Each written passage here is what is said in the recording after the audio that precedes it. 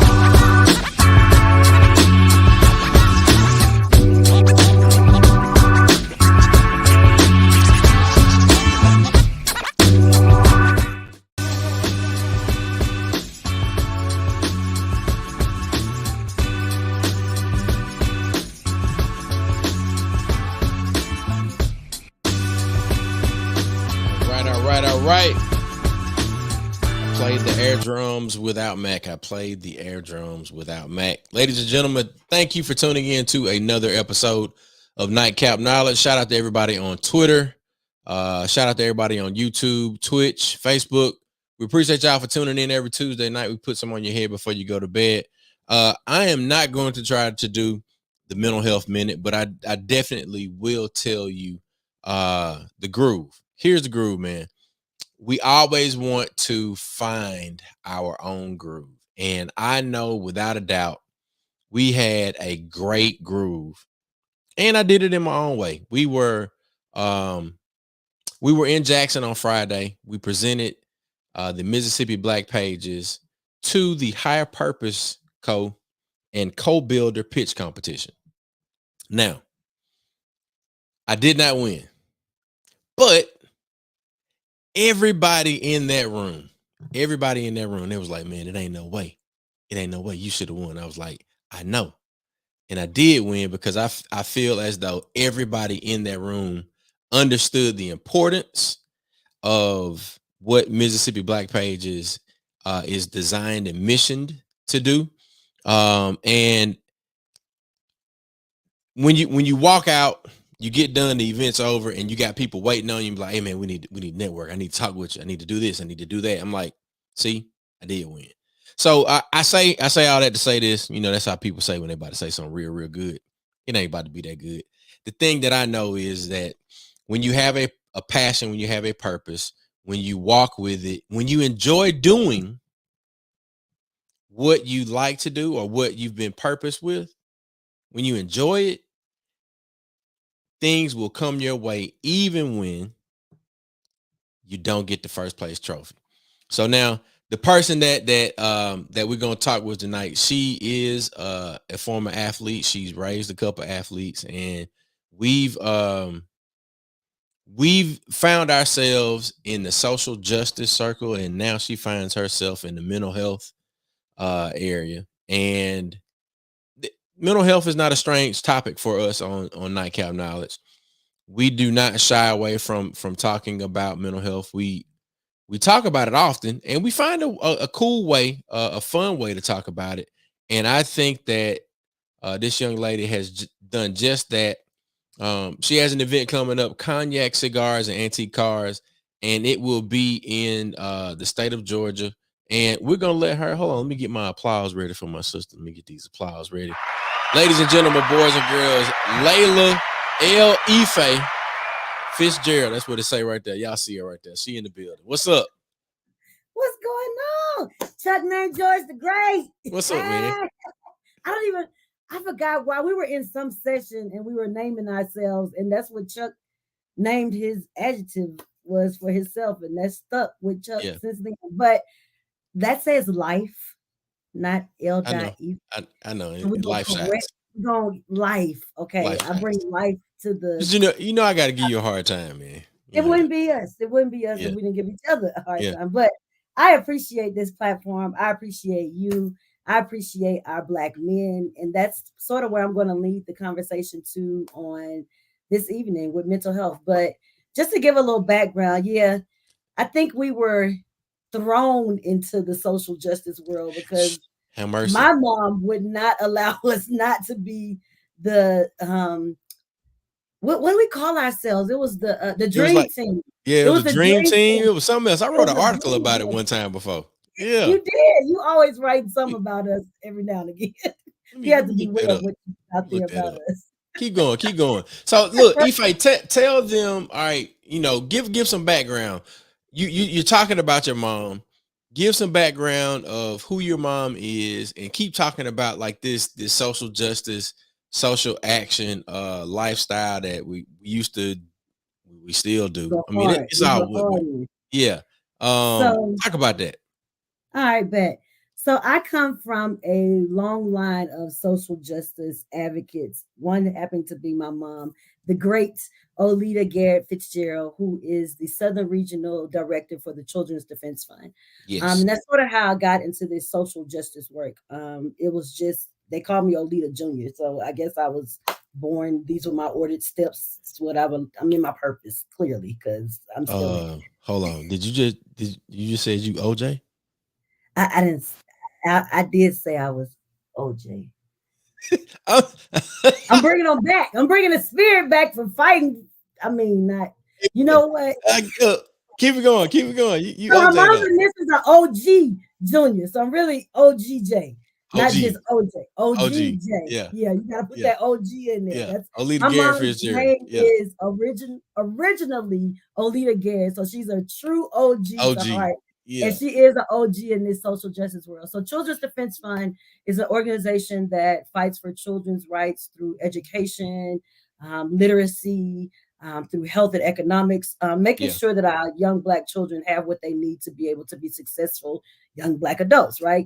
And that's sort of how I got thrown into this world of social justice. I was working on the Cradle to Prison Pipeline campaign where I'm trying to stop school policies and policies around the state from funneling our children from schools to prisons. Like when you think of detention centers and alternative schools and the way our schools are set up right now, it's really a pipeline into the prison world, like the way they look, the way they set up, the way they Yes. run, the people that run them and the results they want from them, they're getting their results. It may not be what we want and what we need for our children, but the way these systems are designed, they're doing exactly what they were designed to do. Look, you mentioned that, and I know we're going to get into the mental health conversation. Yes. The thing that you just jogged my memory. I was reading an article earlier, Hmm. and I think the article said that there is a part of every supply chain for every major company in that's based in America. There's prison labor Attached to inside it. of that supply chain. Yep. And there is, man, I can't think of where I was reading it, but there's a lawsuit being brought against I think it's the state of Alabama. Yeah, I think that's why I was reading it. It was Alabama. You'd be surprised. Yeah, I think a lawsuit is being brought against the state of Alabama for its involvement in like the prison industrial, business system. Now, the reason why I'm thinking of it is also not only is big business being done inside of the prison system, meaning that you getting free labor, that's aka Hmm. slavery. Right. Uh, Also, prisons are the largest providers of mental health Facility. services. So now, since you told folks about your pedigree in terms of who you are and where you come from and how you arrived in this place of capacity and organizing. Hmm. Talk to us about the event that you're doing very soon. And then how did you end up with the cognac, the cigars, and the antique cars? And then what kind of cars we're gonna be having? Like, because I need to know that. So it's some Delta 88, some Chevy 64s, some old school, you know what I'm saying, box Ah, Chevys coming out. Yeah, we coming. This is how we used to do, right? So remember back in the day on Sunday, everybody pull out their old yeah, schools and do the ride through and the whip. Yeah, in Texas they had the swag and they yeah, move just real yeah, quick with swinging the down with the elbows. ride. Yeah, Yeah, all of that.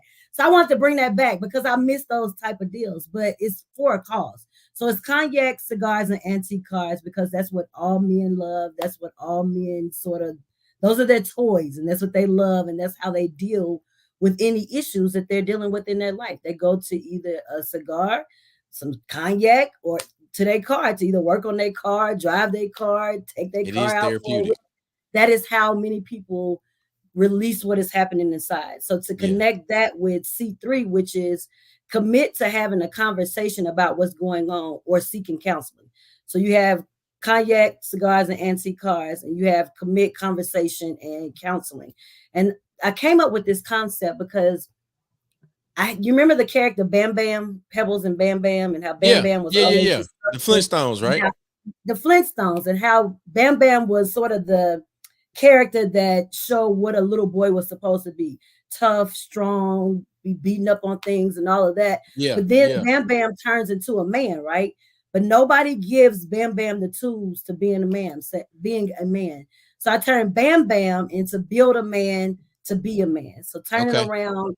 You can still be strong and be a protector for your family, but you also need to be aware of your feelings and your inner thoughts and things that may drive you into this crisis situation of not dealing with your mental health. So I played on the, scenario of how we self-medicate Yeah, versus why we're not doing self-care. So really honing in on how our men, as women, we want these strong men to come prepared to us to be able to be protectors and providers for our homes, but some people don't come from a home that's teaching them how to be a protector and provider.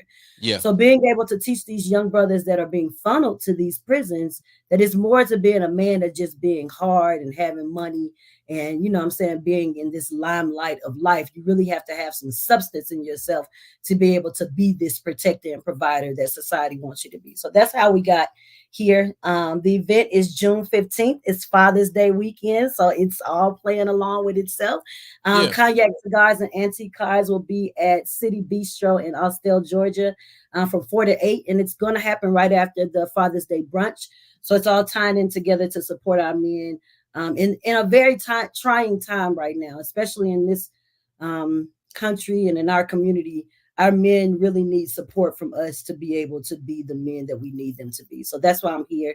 That's why I'm on your show talking to a wonderful Black man who is taking care of his family, but making sure you take care of yourself because you're looked at as being the strong one, but you can't be strong if you have a weak mind. It doesn't No, work that way. it doesn't, man. And I've been personally uh affected by, let me say it like this. Those of us who are friends with people are Mm-hmm. affected by our friends' decisions. Yep. And if we make decisions for ourselves and our family, and sometimes though those decisions have outcomes that weigh on us all. And Right. I say it like that because we've recently had some situations where um you know friends have been battling with mental health issues, and they may not have found the right way To or deal with or it. for them to deal with it themselves. Like all of Mm-hmm. us can say, hey man, look, you got to do this, you got to do that, and seek therapy, or go and Yep. talk to somebody over here. And it's being a person is a practice, because Oh, being married is sure. a practice, like For sure. practicing medicine, practicing yoga. It's like Yep. you got to practice at it every day, and you have to choose to do it every day. It's And definitely a decision. I Mm-hmm. think what you're doing is you're presenting the opportunity um for men to hang out and do something that they're comfortable with, but then you open the door for them to To have talk. that conversation about Yep. mental health. What we don't realize is 84 men a week take their life. Every 84 week, a week. 84 a week take their lives. That's a startling statistic. 84 a Seven, week. I've never heard that. 84 a week, 75% of suicides are male. 75. All right, now hold up. All right, now I'm gonna ask a It's question. not funny. It's not funny, but people don't know how prevalent it No, is because I've never heard the that. society, well, society's not going to talk about it because a man is strong. So they either say he died by natural causes or the death is being investigated, but they never put these numbers out there. Right now, and I'm gonna give you another alarming one because we're talking about building a man. The second leading cause for suicide, guess what the age is? Just think of the second leading cause for suicide. What age do you think is that age? I don't know, like what, 25 to 40? That's the second age group. That's the The first age group is 10 to 14. what? For 10 to 14-year-olds, the second leading cause of death is suicide. The first leading cause is ATVs. And that's riding without helmets and Right. the accidents and that and all of that. Second leading now is suicide. The youngest to take their life was an 8-year-old little boy. It's something not it's something not correlating right to where an 8-year-old feels like my life isn't worth Like having for the this rest. is the way out. 10 to 14-year-old, that's middle school. We Right. all know the struggles of middle school. And if we know this, why don't we support our middle school in a different way? Why don't we have resources and supports around them at that Yeah. age? Because it starts then, but it exacerbates over the next couple of years and keeps adding Right. on and adding on. So then you have something called first episode psychosis that happens in your freshman year of college because I'm not prepared for this independency. I'm not prepared for this world. I'm not prepared for all this stuff. Mm-hmm. I'm used to having a routine in high school and middle school. My mom's gonna tell me, I somebody's got gonna tell me what to do. somebody's I got checking in. somebody who's telling Yeah. me, checking me every day. When you get to college and everybody thinks that age 18 by law, you're a man. Yeah. Mm-mm. You're not a man. There's no way. When you got to college, he was like, wait, I gotta wash my own damn drawers. Wait, I I mean, gotta fix my own damn. Wait, I do I I put knew. bleach on this color or that color or fucking Uh, all this shit going in together, right? Like you don't gotta bleach it. understand. Don't bleach your drawers, dog. Don't bleach your drawers, man. You're gonna be itching a little longer, Do but not bleach these your numbers, drawers. we do not realize how much are affecting our young men and Yeah. how much we sweep it under the rug, and then we want them to be these wonderful men that's prepared to be a husband for our household. So Ife, I gotta I have to say this, and I feel like me and you having this conversation, it's okay for me to say this. Okay. Um And I don't know if I'm prepared for what you're about to say. you are because you're presenting this type of event. You're a woman and you're concerned about the mental health of the men in your life and the men in your Mm-hmm. community. Mm-hmm. The reason why I couched the thing that I'm about to say with a preface is like sometimes I feel as though the nonprofit industrial complex is waging an assault against black men. Hmm. And I'm saying waging an assault because everything is war. In my Everything opinion. is one. Everything is war. Like there's a battle, between good and evil. There's a battle between like are you going to make the choice to have avocado toast and eggs, or are you going to Right. go and get a donut? Like, like it's war is war. Like everything is a Yes. decision. Like we make a choice, right? Right. I sometimes feel and I guess it's because it may be because of people like your mother where I always felt welcome. Folks Mm-hmm. like Nishambi where it was like there was always space for um like a guy like me A real, yeah. to feel as though this nonprofit and social impact and um social action space was welcoming. Right. And now I kind of feel like sometimes it's like this. It's either black girl magic or is black gay pride. And if you don't fit into that, like we ain't got no money for you, we ain't got no support for you. And there has been one organization that I've heard out of their mouths saying that we're focusing on um, recruiting black men for our particular sets of work. And so Mm. I'm not pointing any fingers at anybody. Mm-mm. I'm voicing my feelings Observation because and yeah, faith. my Right. observation and my feelings because I've learned how to do that through therapeutic conversations. Right. Amen. Praise the Lord. So I don't know. I don't know that there's a war. I do know there is, and there's so many Maybe it's a podcasts divestment. It's and divestment. experts about it might be a divestment. But Yeah. that's the same shit that happened years ago when they did slavery. That's the same shit that's happening with the prison industry. Like it's always been let's erase our black men. And for me, I'm like, I know too many damn great black men to erase any part of this. And I have a black man that's in my household that you're not gonna Right. erase and put down. Like from from the little age, I know like my mom may not always agree with her brothers or like my uncles Yeah. on the other side, but she respected their position.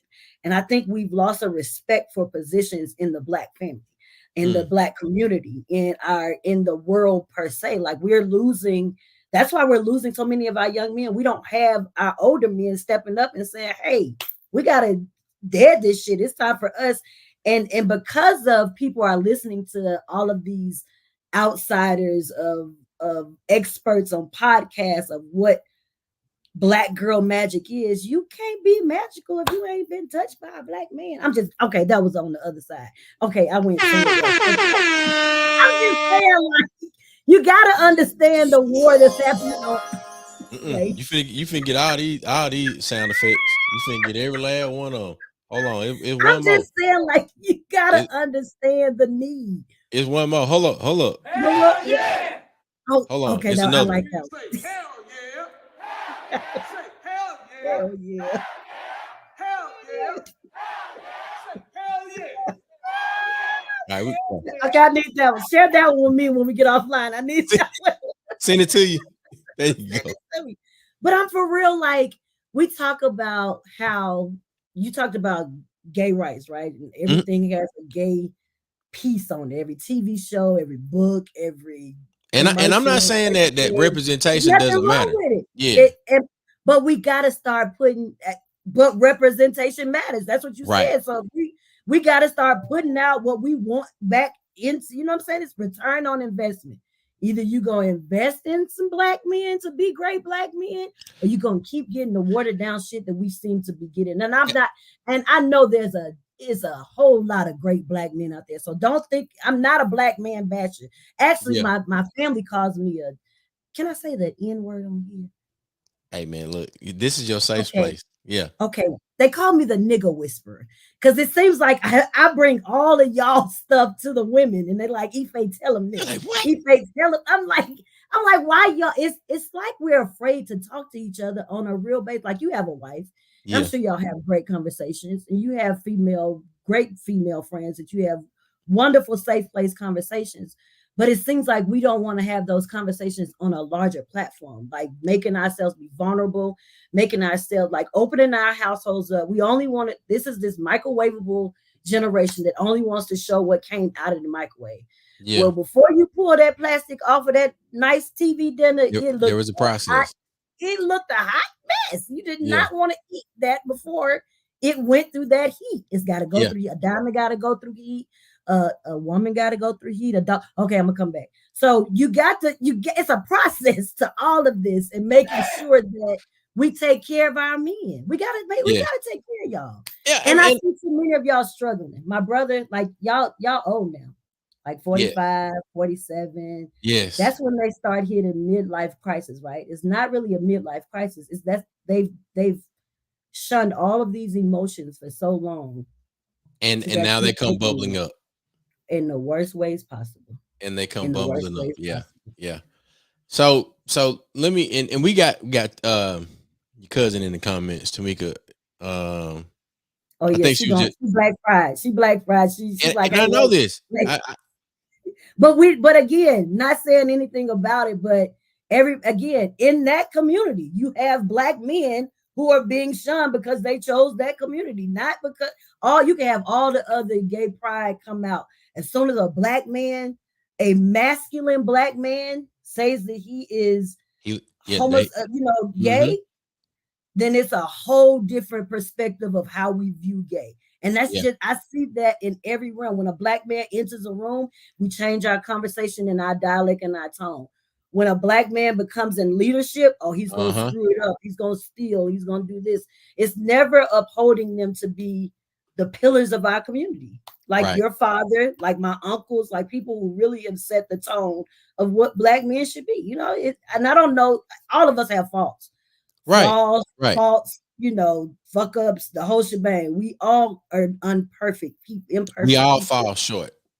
Always. We all fall short. At some point in life, we all fall short. But I think that just like I really believe the conversation that you were heading towards is like we have smaller conversations in private. Right.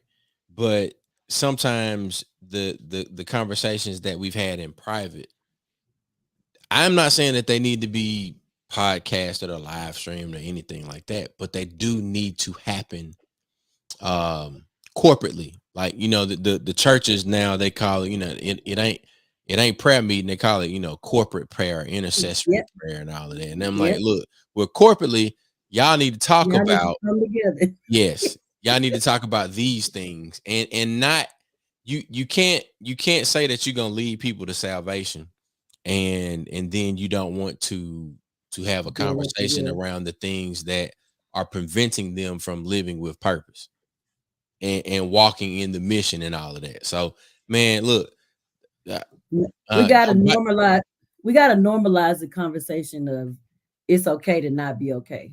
All of us have that moment. As cliche as it is, we still have to like I was telling my son that you learn through failure. Like you learn through your toughest moments of life of how to deal with your toughest moments of life. Like you got to go through that to gain those skills. Otherwise, you don't have you're not building the tools you need because every problem is as you get older, it seems like it gets harder, tougher, strong. Like the problems, you ain't no longer worried about how you gonna get penny candy or how you gonna get your soda pop. You worried about how the lights gonna get paid or how I'm gonna feed my children. You know what I'm saying? It's on a larger scale, but you still need to learn tools back then of how I was gonna get my lollipop and not stress out about it because everybody else got theirs. So that you have that when you get older to be able to tap into those resources and not get into crisis mode. Yeah. I have some of those conversations with my son. Is like Jackson is a very competitive dude, right? That's the Mhm. youngest. Jackson said, he's like, if it ain't going his way, and I mean, like, athletically gifted. If in soccer, he's like, if I didn't score 10 goals, the I'm world dead. is crumbling. And if somebody is pulling on my shirt, and I'm like, hey man, you cannot let them see you cry. You Over with. cannot let them see you cry, man. I understand that he's like, but what they're doing is wrong.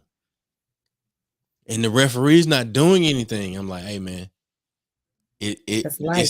it's not for it. I understand that it's wrong. Acknowledge it. Mhm. You can even try to address it. But you lashing out an emotion is Does only, nothing. yeah, it does nothing. Now when we get together and you are in your space with your mom, your dad, your brother, your Mimi, your poppy, Mhm. all of those folks, Mhm. and you need to talk about how you felt. But them people that you at war with, they don't care. Don't let them see your. They don't care, and don't let them see that. Like we teach our kids all the time, you got to regulate your emotions, know when to respond and when not to respond. Yeah, Right? Respond, have a response. We cannot tell you not to have those feelings. You're yeah, going to have them. We can't stop those feelings from coming. We right, just got to teach you how to compose them, and like you said, when you get in your safe space around people that care enough about what your feelings are, then you release them and have yeah, that emotion. But I love that because these kids will tear up the dugout if they don't get, you know what I'm saying, what they want. bro. You And you done said something right there. That with our yeah, 9U team, we are, and shout out to Prime Baseball.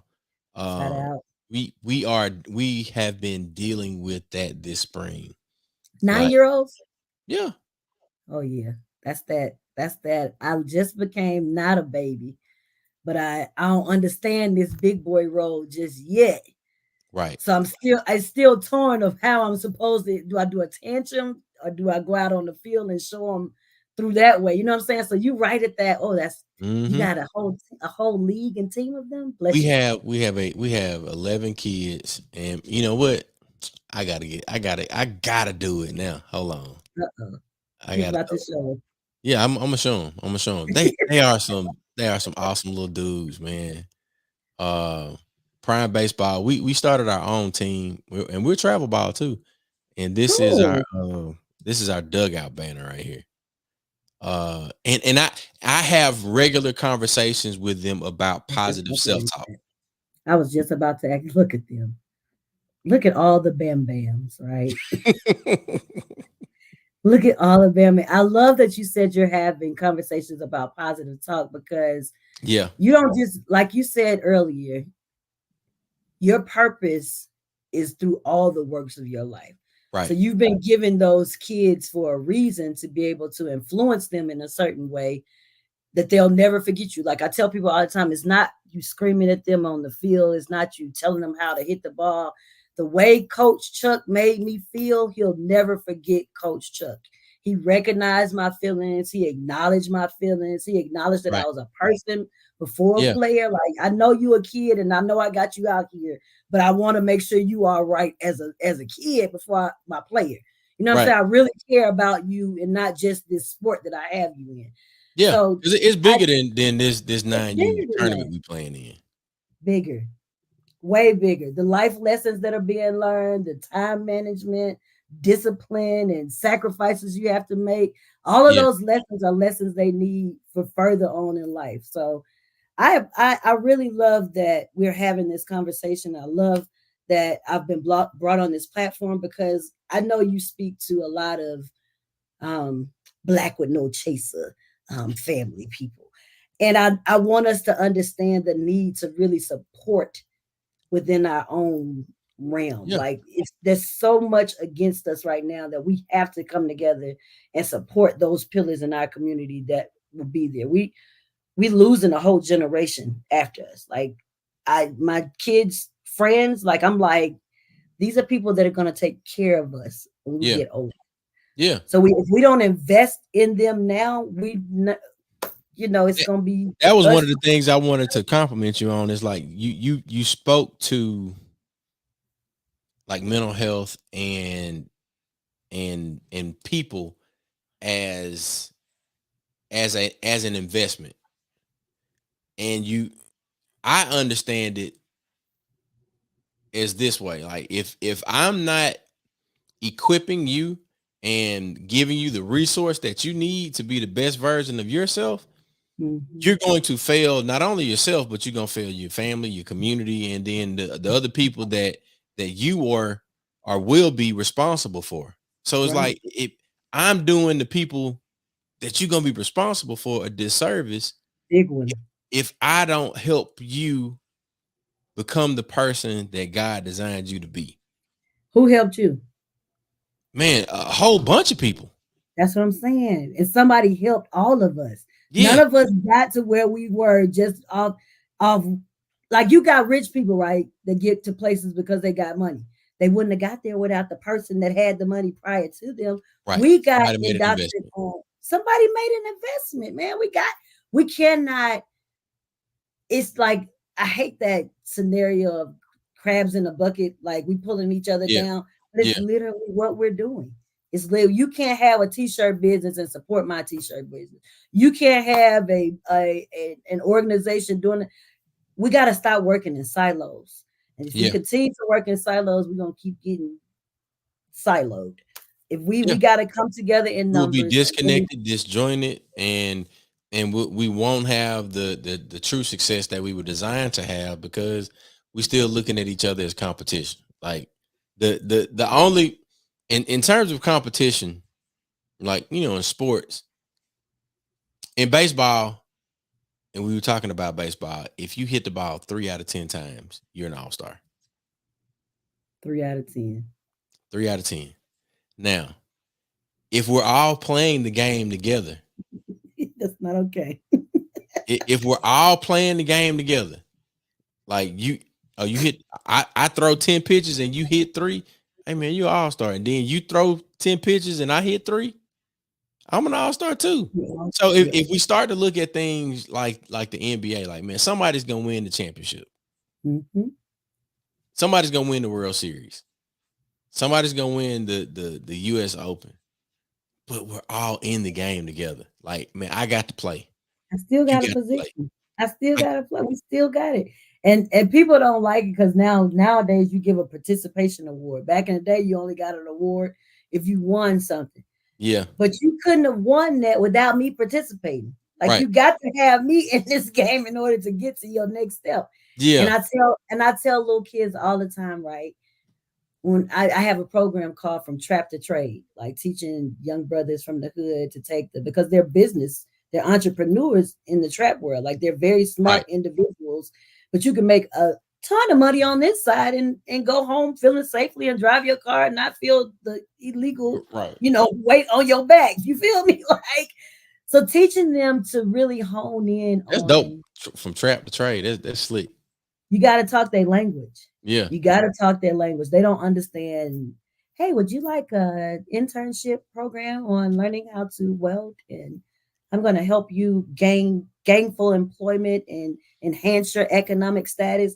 No, nigga, you want to go from selling dope to like, you know what I'm saying? I can get you to selling dope to selling houses, which, you know what I'm saying? It's a lot more on this side. And you're going to have a house to live in. You're going to be able to give your mama a house. All the stuff you promised her back before while you was locked up, you can actually do it on the outside. But going into the juvenile justice systems and teaching them at that age, because yeah, nobody's investing in them. Nobody's thinking about they got to come back into our community, and they either gonna come back like they left or they gonna come back on another level. And I yeah. want to get them on another level and take them out of that crab competitive. I am a winner because I hit 3 out of 10. If all of us join together and hit 3 out of 10, we got an all-star squad and we Man, won the come on, championship. come on. But you gotta think I need him. And Right. most men don't think I need him. They don't ask for help. I can do it.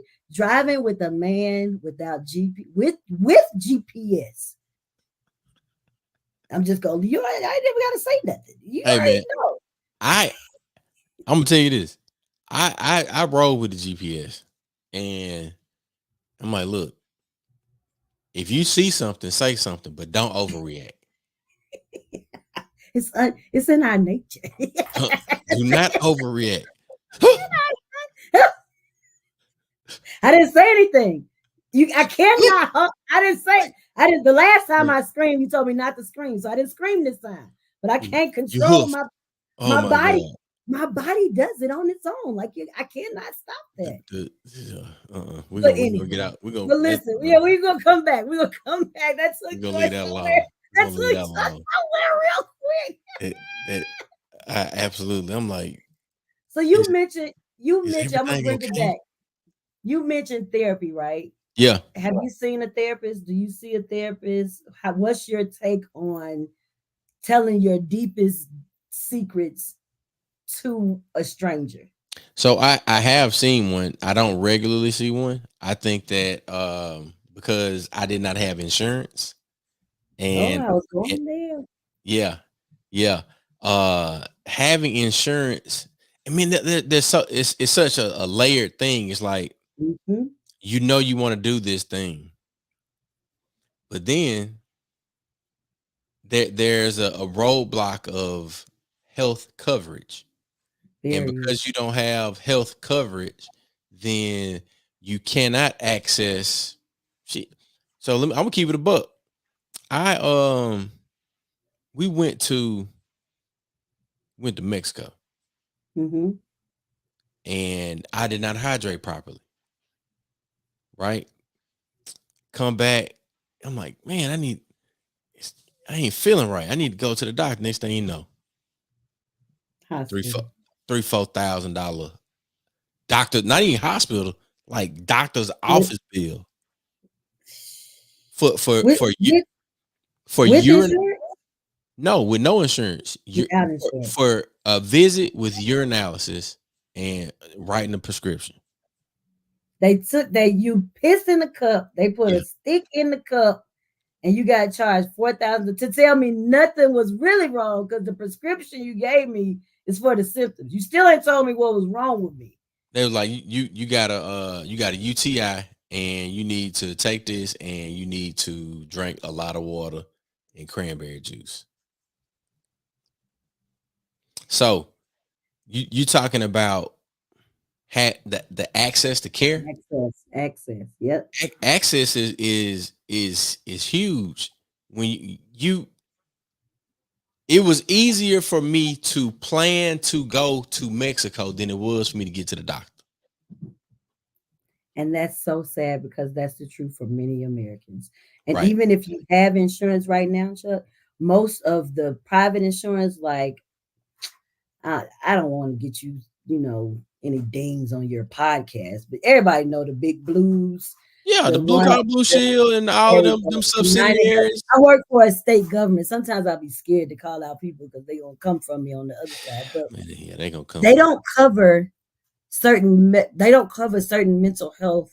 Yep. And we call authorized units that you have to get cleared through your insurance provider to be able to get certain services. So that's physical health services, physical therapy, mental health, like different things you have to get done. Mental health is not seen as a needed service to be provided to pay for it. And even at the rate that they have it on there, it's for you to have like 3 sessions or 1 session, or it's not for it to keep going on a long time. So access to care is huge. Access to care is huge. Access to insurance is huge. They're knocking so many people off of Medicaid. 300,000 children in Georgia were knocked off Medicaid this past month because of what they call re-enrollment. Most of us don't even know about. Most people don't even know about re-enrollment, or that I have to re-enroll. They're gonna review your file. I'm still alive. I still need insurance. My aliveness should equate to my insurance. Like, I woke up this morning, my insurance should roll. I shouldn't have to check a box or look for a piece of mail or an email when I'm already in the ways of life. Like, they make things so hard for us. It's ridiculous. Now they have what they call here in Georgia, it's the Georgia Crisis Access Line. I'm pretty sure most states have a crisis access line when you need to go for mental health. But now they have what we call 988. So 988 is the new 911 for a mental health crisis in the nation. So instead of dialing 911 when someone is having a mental health crisis, you dial 988. In that 988, you are sent out a crisis access line individual who's on a mobile crisis unit, who comes out and provides services regardless of your insurance. So trying to eliminate that barrier of transportation, eliminate that barrier of access to care, eliminating the barrier of stigma by doing these three things, by providing these mobile crises. But there's so much funding and such it's such a workforce shortage and lack of funding to help fund these type of activities. That's why you see us going to the emergency room. You see the prisons being the #1 mental health provider. But are we really providing the help that they need, or are we putting a Band-Aid on what we can do in that moment? And most of the times we're putting a Band-Aid on what we can do in that moment. When they leave that hospital and go back to their community, when they leave that prison and go back to the community, what are the resources we're putting in place to make sure they're not dealing with their PTSD, which is post-traumatic stress disorder. So they're dealing with their depression or anxiety that caused them to act out in a certain way. Many of our children act out because behavior is their language. They don't know how to tell you what's wrong. Nobody has ever taught them how to express their feelings through They're words. still operating in their adolescent state. Like when you're a baby, the only thing that you know is laughing and crying. That's it. That's it. That is it. That's so crazy because many of us will laugh through pain and cry through excitement, and we flip it. Yep. We've taught ourselves to flip those emotions for the different emotion that you're feeling inside. We laugh through pain and cry through happiness. Like those are happy tears. No, them tears. Tears supposed to mean pain. Laugh supposed to mean happy. Like how are we have desensitized ourselves to pain. The wires have been crossed. Always. The wires have been crossed.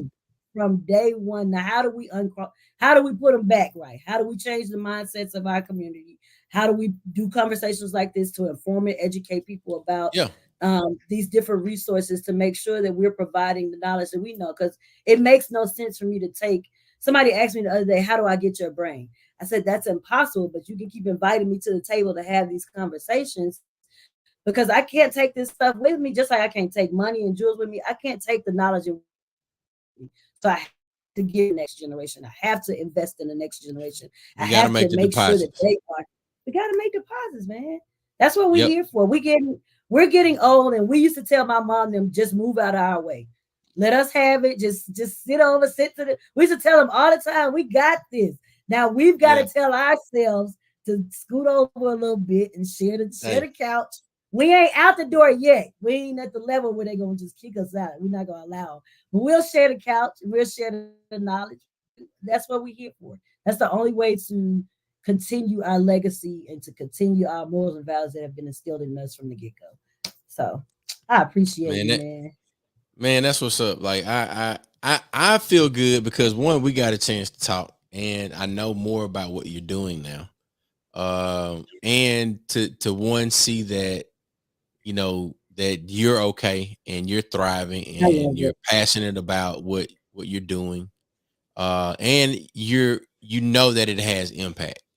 Yeah. So one, thank you for spending some time with us tonight and telling us about all of the things that you got going on.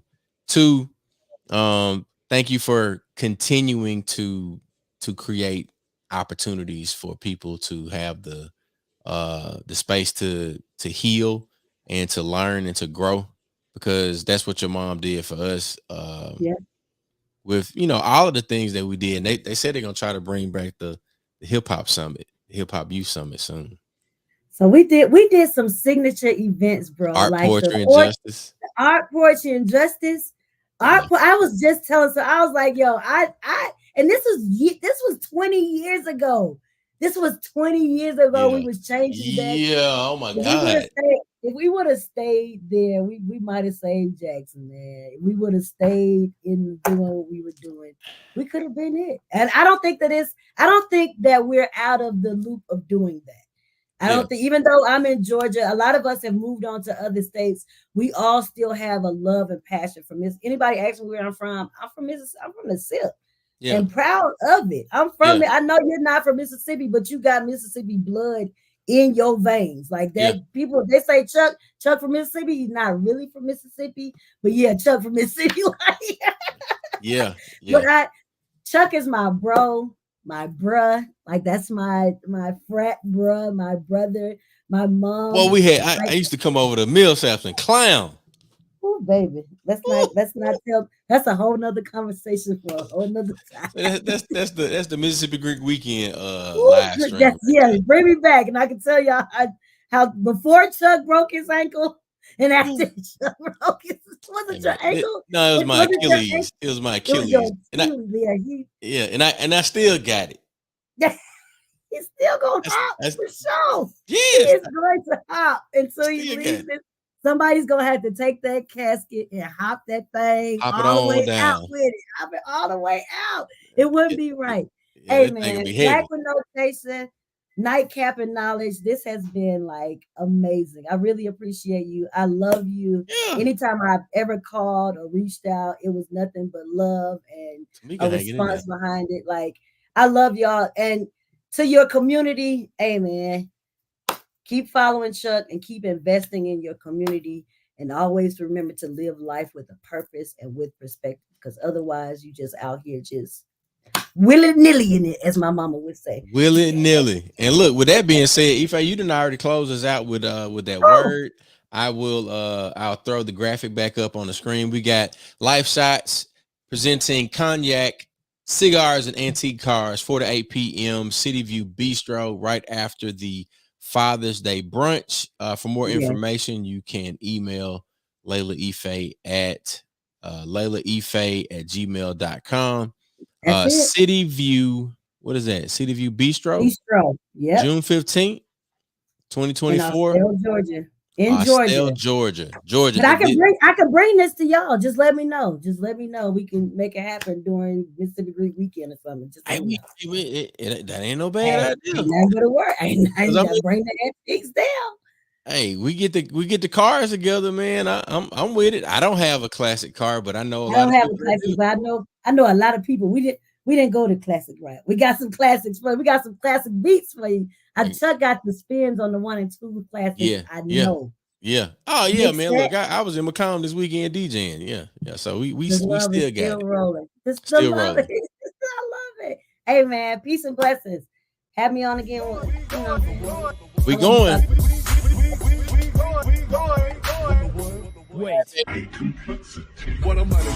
Definitely want to give everybody another reminder about some of the events that we have coming up. We've got Black Men Matter, uplifting and educating and healing Black men in Mississippi. Keynote speaker Yusef Salam.